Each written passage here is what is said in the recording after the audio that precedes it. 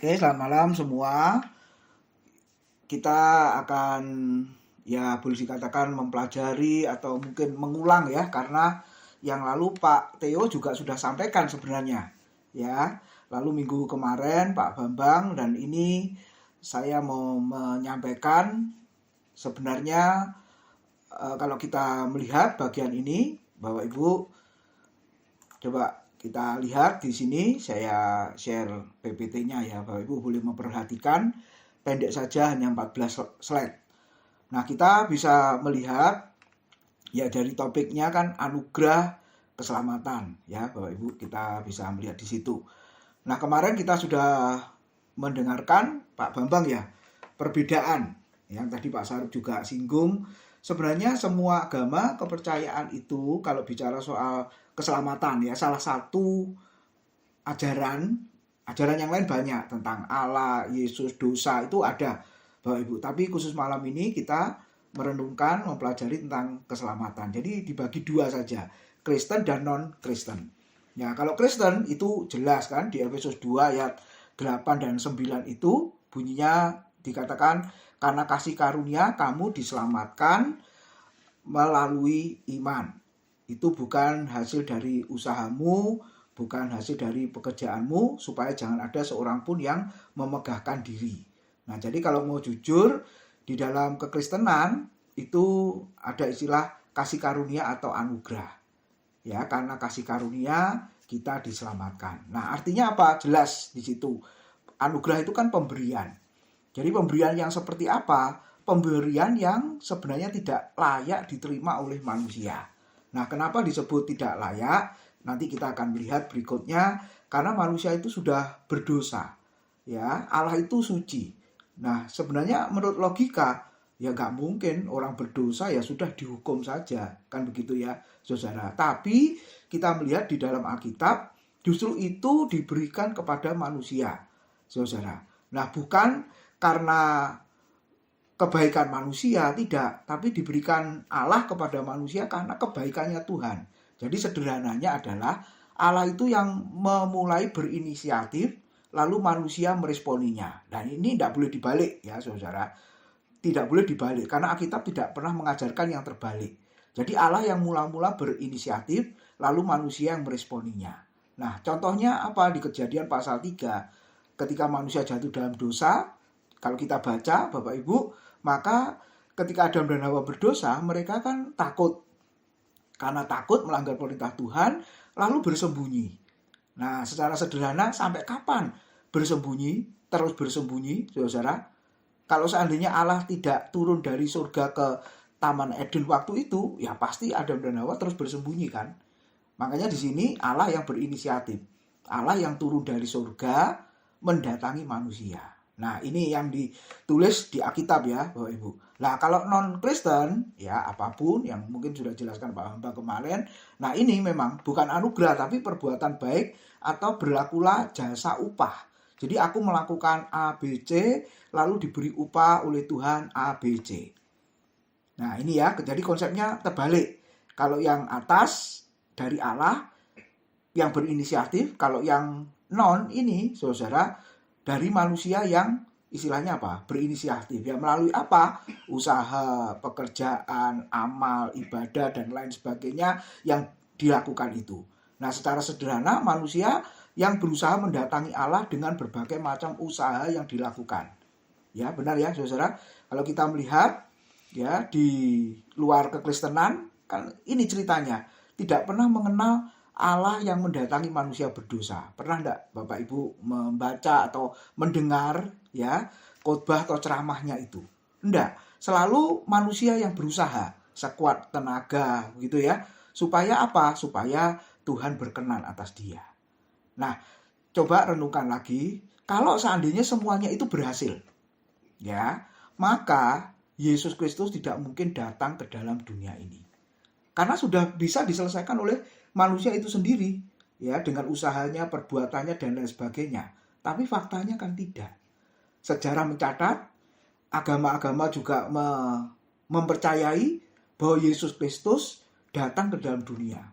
Siapa dia? Saudara, kalau kita lihat, ya, lahir dari keajaiban ya. Dia sendiri bukan sekedar manusia, bukan sekedar rasul, bukan sekedar nabi. Kenapa? Karena sudah dinubuatkan. Nah, coba lihat saudara. Lalu bahkan nanti yang akan datang kembali ke dalam dunia, saudara, itu yang non-Kristen juga mengakui yang datang adalah Yesus.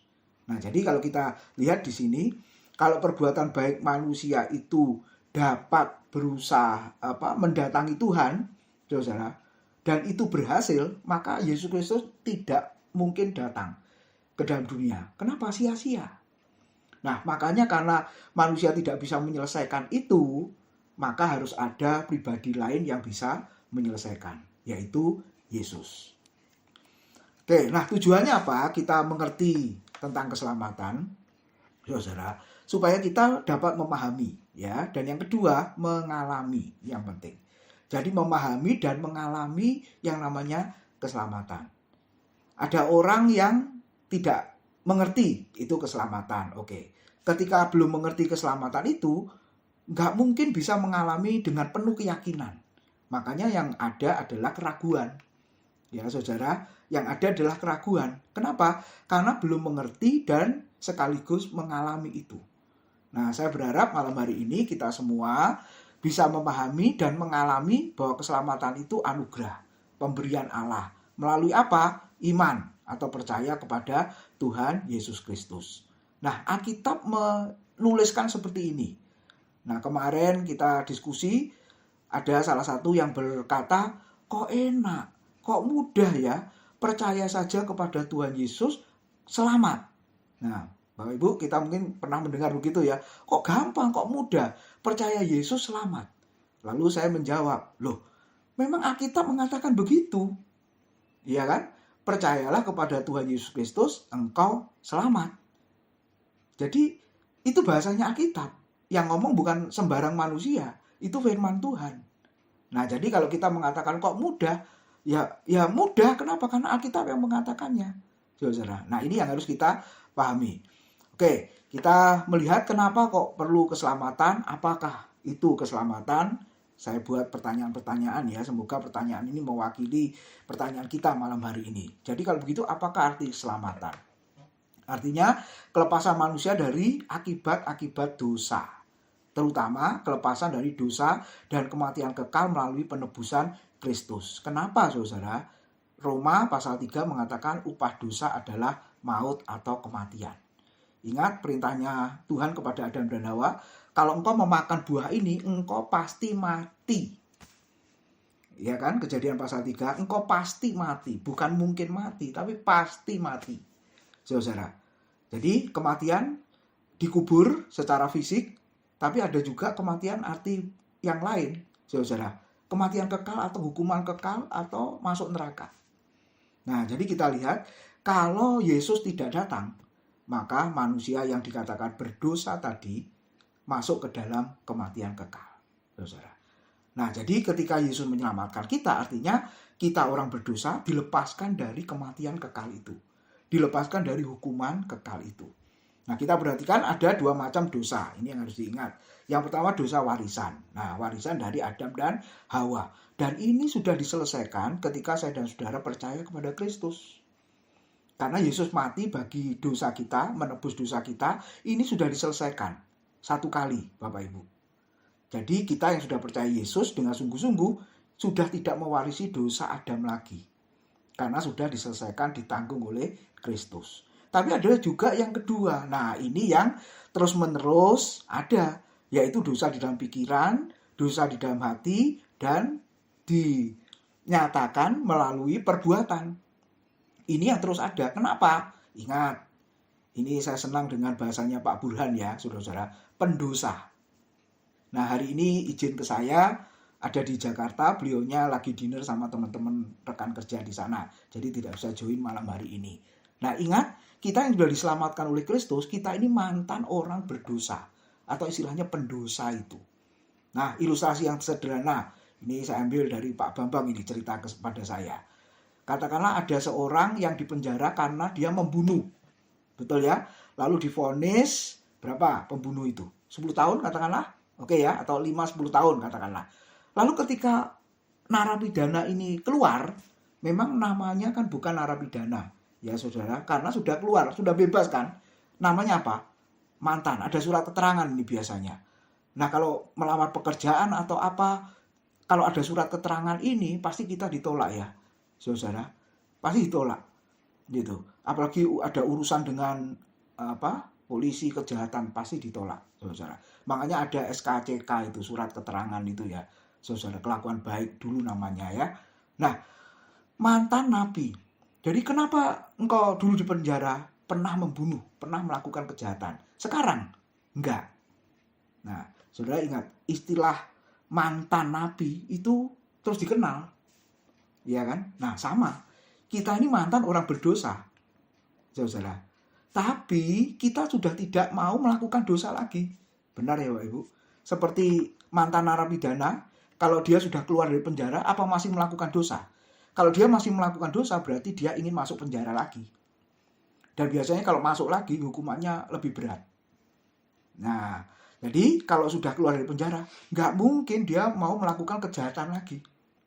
Karena dia berkata udah kapok di dalam penjara. Di luar sana itu tidak enak, tapi di penjara lebih tidak enak.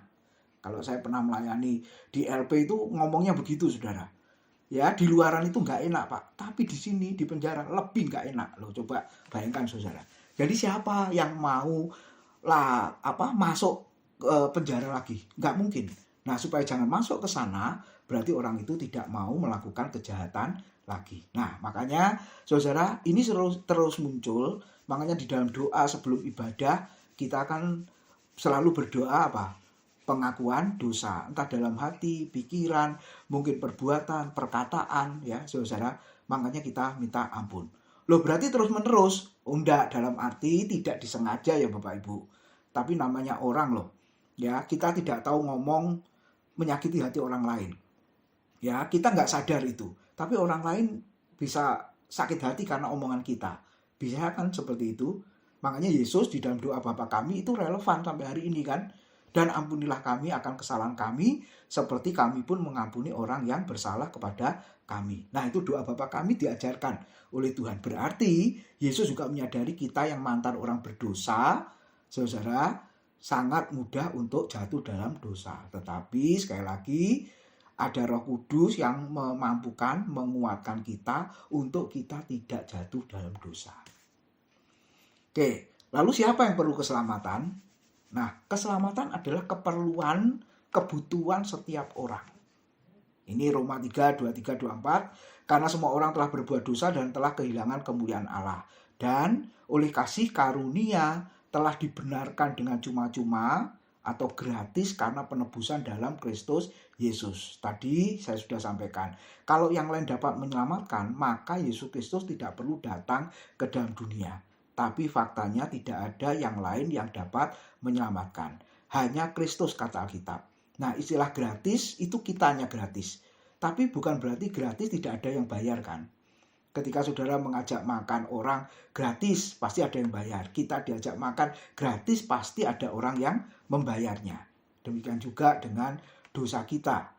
Sudah dibayarkan oleh Kristus. Kitanya cuma-cuma. Kitanya gratis, gak bayar apa-apa. Tapi Kristus yang membayarnya. Dan itu dibayar cash ya. Lunas, tidak kredit saudara. Oke, lalu melalui siapa keselamatan itu diberikan? Kisah Rasul 4 ayat yang ke-10 dan 12 dikatakan, dan keselamatan tidak ada di dalam siapapun juga selain di dalam Yesus. Sebab di bawah kolong langit ini tidak ada nama lain yang diberikan kepada manusia yang olehnya kita dapat diselamatkan. Jadi jelas melalui siapa keselamatan itu diberikan? Melalui Tuhan Yesus Kristus. Lalu mengapa manusia perlu keselamatan? Tadi di awal saya sudah mengatakan karena manusia sudah berdosa, karena manusia yang penuh dosa itu tidak mampu menyelamatkan dirinya sendiri. Sekali lagi, kalau bisa menyelamatkan dirinya sendiri, Kristus tidak mungkin datang ke dalam dunia. Ilustrasi yang mudah kita pahami. Ini gambar orang yang masuk ke lumpur ya Bapak Ibu.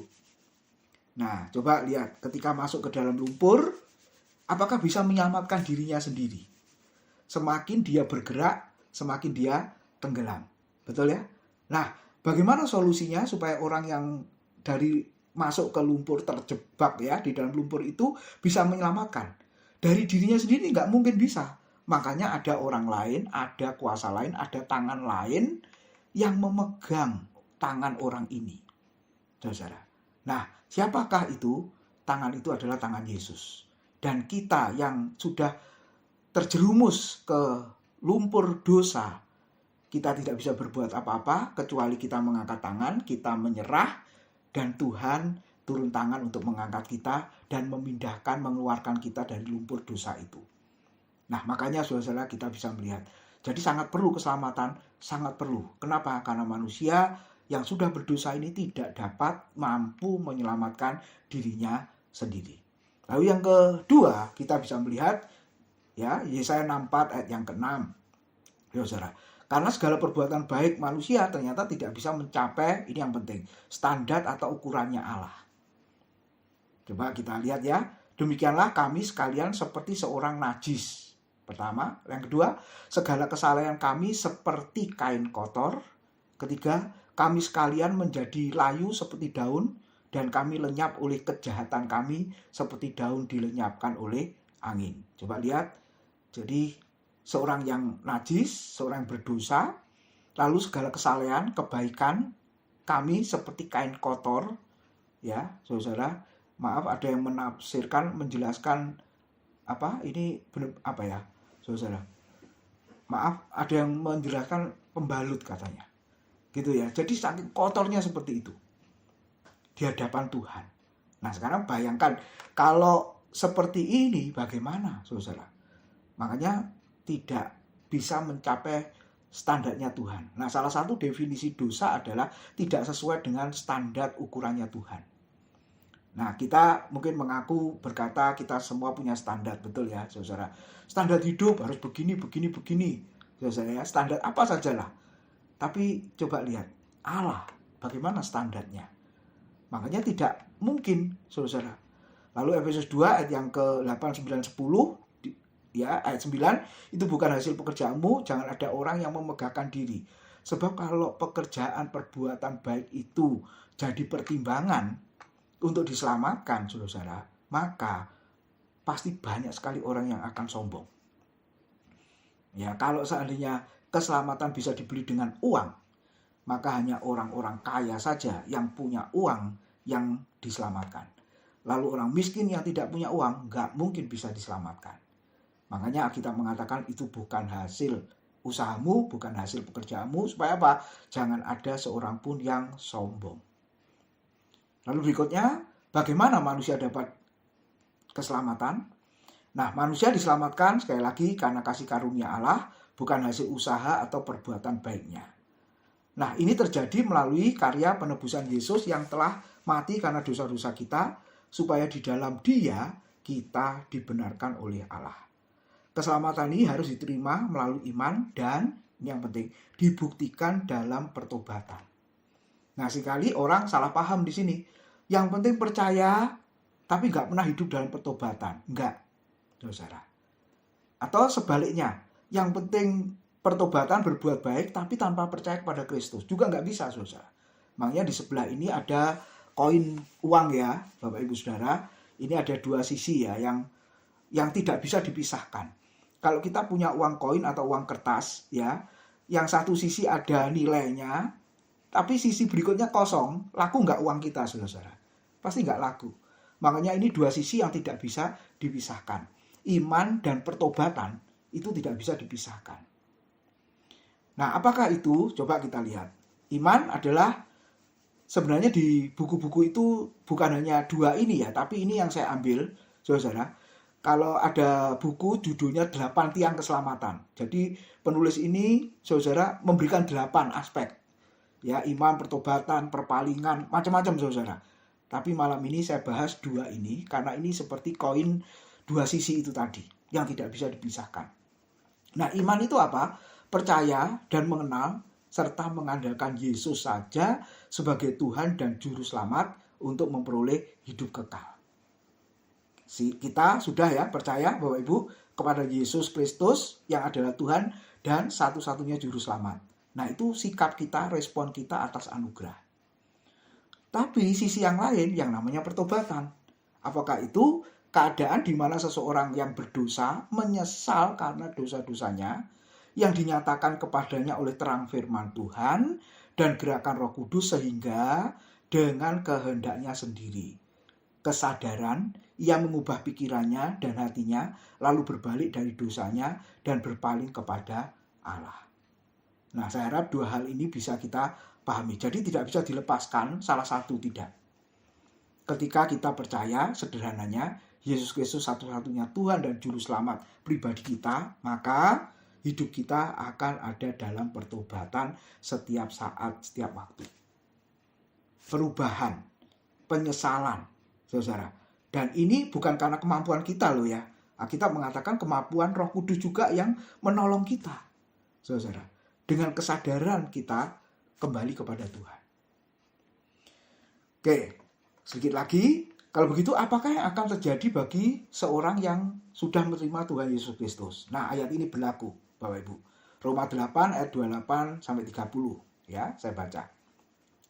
Kita tahu sekarang bahwa Allah turut bekerja dalam segala sesuatu untuk mendatangkan kebaikan bagi mereka yang mengasihi Dia, yaitu bagi mereka yang terpanggil sesuai dengan rencana Allah. Sebab semua orang yang dipilihnya dari semula, mereka juga ditentukannya dari semula untuk menjadi serupa dengan gambaran anaknya, supaya ia, anaknya itu, menjadi yang sulung di antara banyak saudara. Dan mereka yang ditentukannya dari semula, mereka itu juga dipanggilnya. Dan mereka yang dipanggilnya, mereka itu juga dibenarkannya. Dan mereka yang dibenarkannya, mereka itu juga dimuliakannya. Pertanyaannya, kapan ini terjadi? Sudah terjadi, akan terjadi, sudah terjadi, sedang terjadi, apakah akan terjadi? Nah, di bahasa Indonesia, tensinya nggak jelas Bapak Ibu. Tapi kalau kita melihat bahasa Inggris, apalagi bahasa Yunaninya, itu sangat jelas. Jadi ada beberapa kata kerja, dan ini kata kerja pasif ya, saudara. Dipilih, ditentukan, dipanggil, dibenarkan, dimuliakan. Kenapa dikatakan pasif? Karena yang aktif itu Allah, manusianya yang pasif. Nah, kata kerja past tense itu, saudara, telah terjadi satu kali. Jadi kalau mau jujur sederhananya, ketika saya dan saudara percaya Yesus Kristus adalah Tuhan dan satu-satunya Juru Selamat kita, lalu kita hidup dalam pertobatan, maka saat itu kita telah dipilih, ditentukan, dipanggil, dibenarkan, dan dimuliakan. Kapan? Berapa kali terjadi? Ya satu kali. Sejak kita percaya kepada Kristus dan hidup dalam pertobatan.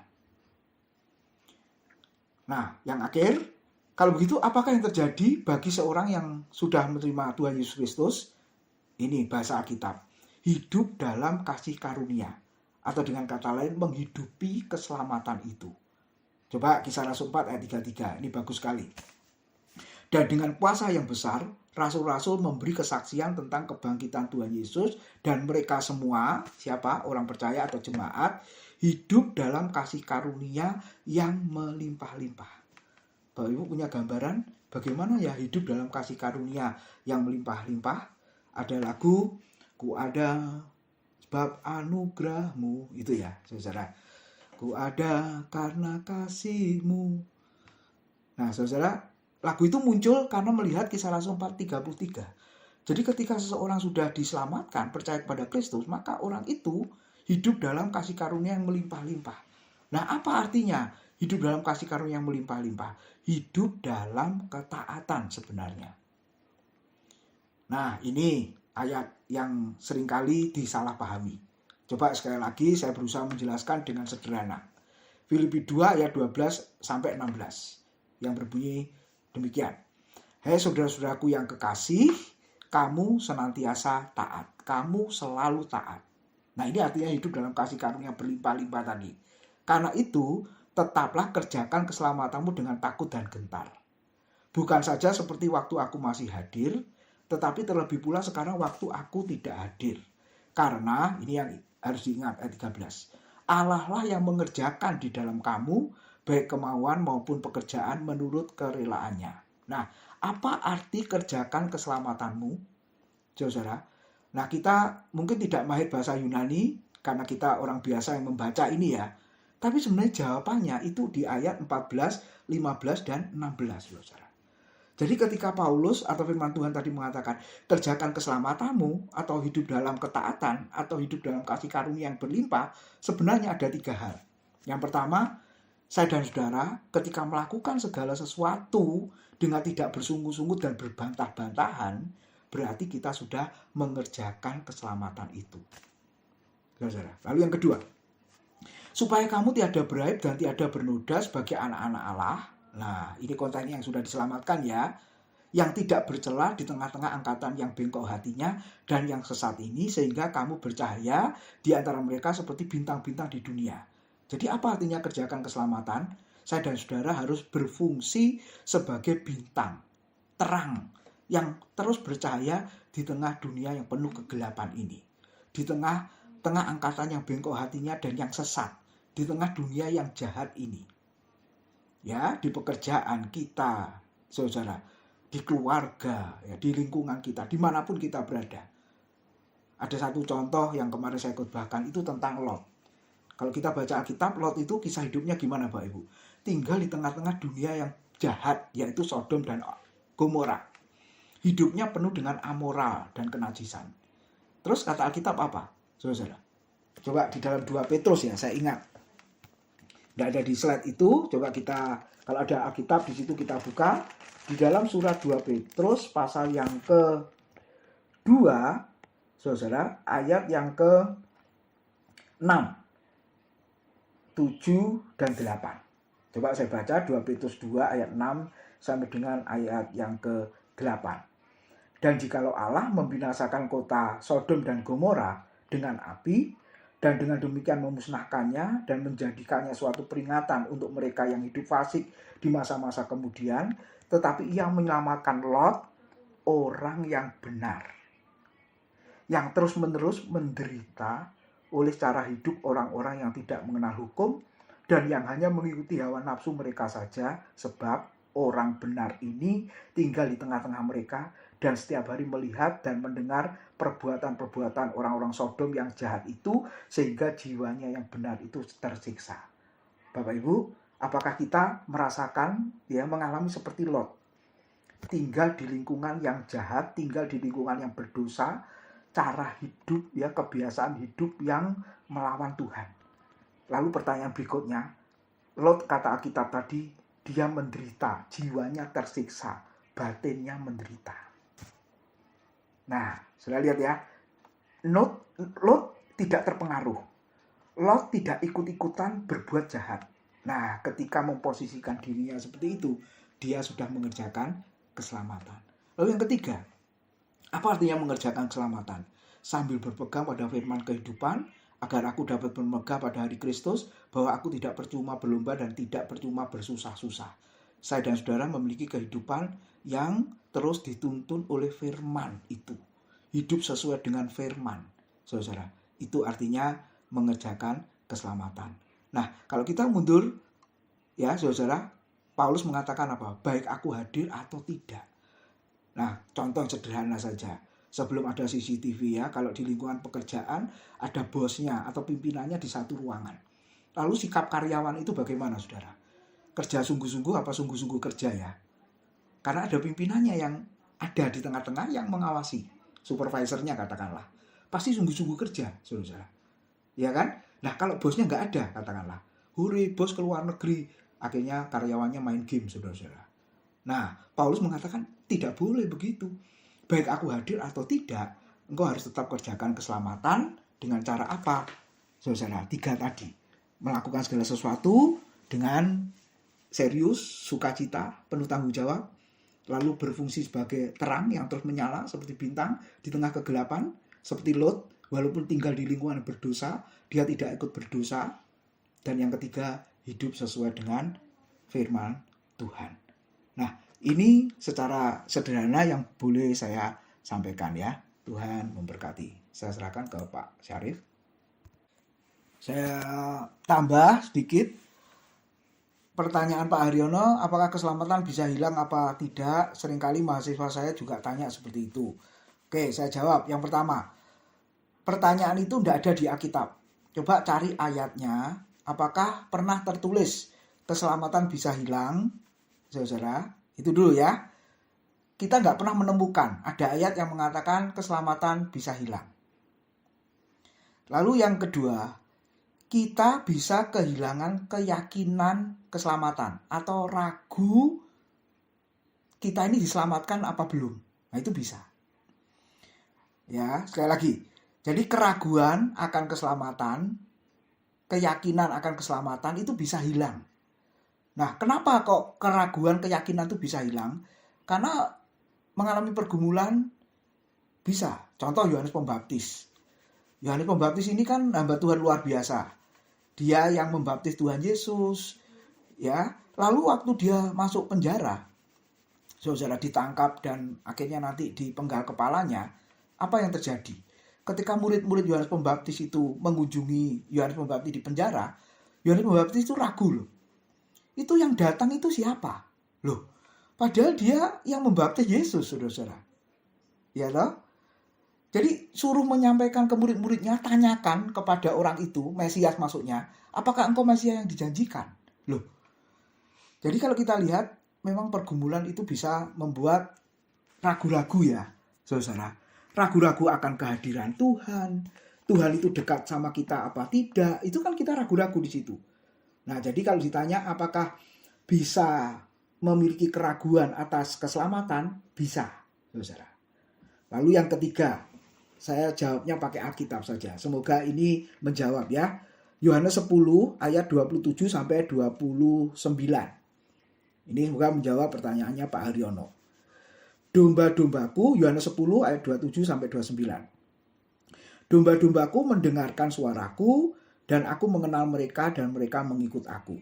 Ayat 28, 29 perhatikan.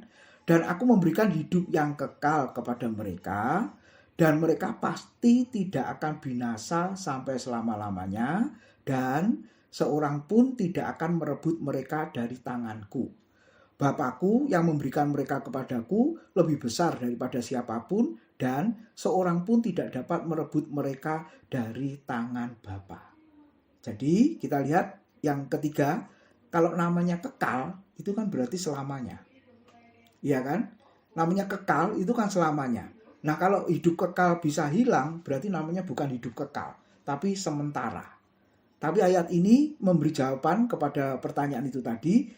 Yesus yang menjamin, ya, Yesus yang menjamin, lalu Yesus yang memberikan keselamatan itu.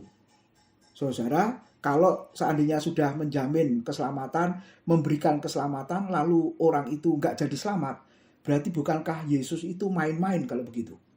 Dia nggak konsisten, ya, dia tidak serius di situ.